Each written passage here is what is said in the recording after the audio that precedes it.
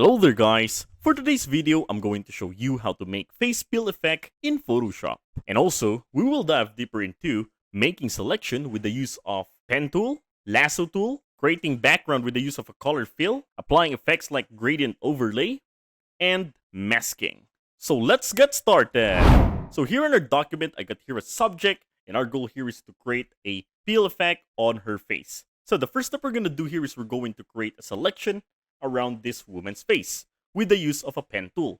So going on to the layers panel, click on the background layer, then go to the toolbar and get the pen tool, this one, or press P for the shortcut key.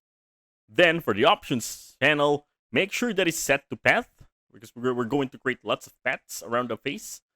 There you go. And then we may now start creating paths around the face. Let's zoom this one in.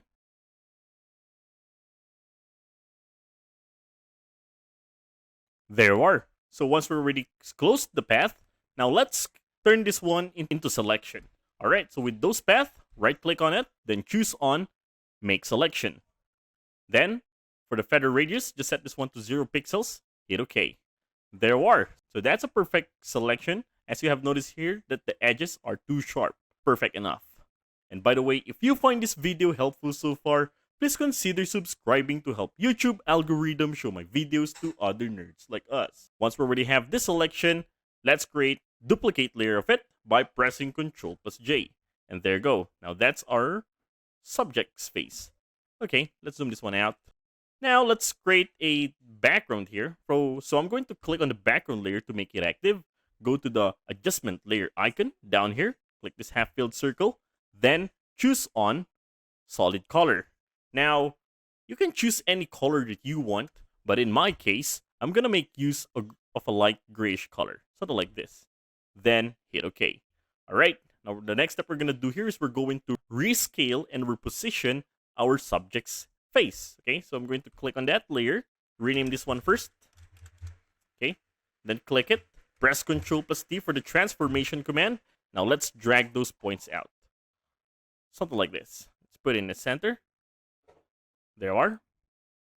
Then hit enter. Okay, now the next step we're going to do here is we're going to make selection. So with this subject layer selected, let's go and get the lasso tool. Go to the toolbar, go to the third tool, right click on it, and then you're going to find lasso tool, or you can also press L for the shortcut key. Then for the options panel, I'm going to select on this, add to selection.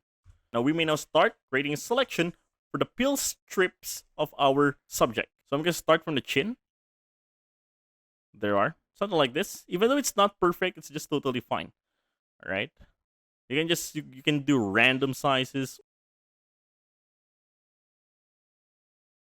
So just keep on doing this, the same thing.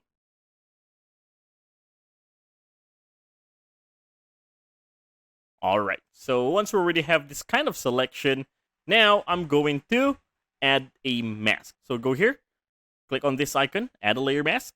There you are.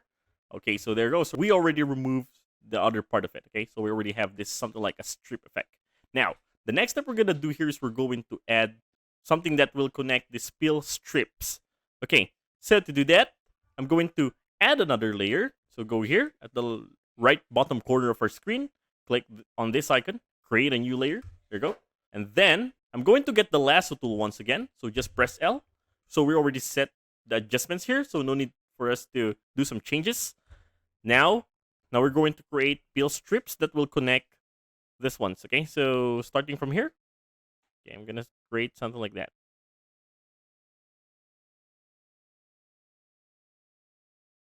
All right, so now we already have this selection that we think that will connect this cutout strips. Now the next step we're going to do here is we're going to get the eyedropper tool. So going on to the toolbar, find this symbol, click this one, that's the eyedropper tool.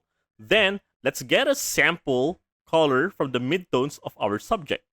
So I'm going to get the color from here. Once I already get the sample, going on to the foreground color, I'm going to switch this one up. Okay, switch this one. Make sure that the sample color is here below the foreground color. All right, and then with this selection, I'm going to select on the new layer that we just added a while ago.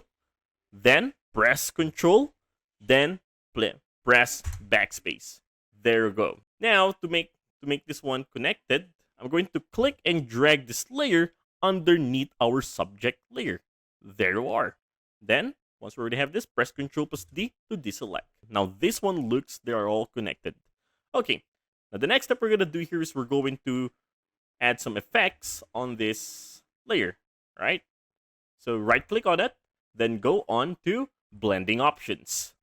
Okay, so here under the layers panel, I'm going to go to the gradient overlay, this one, click on this, then click on the gradient overlay for us to do some changes. Okay, so let's just reset this one for us to show you how I did it. Okay, so first from the color stops under here. Okay, so I'm going to click that and get a color sample on the shadow area. Okay, something like this. There you are.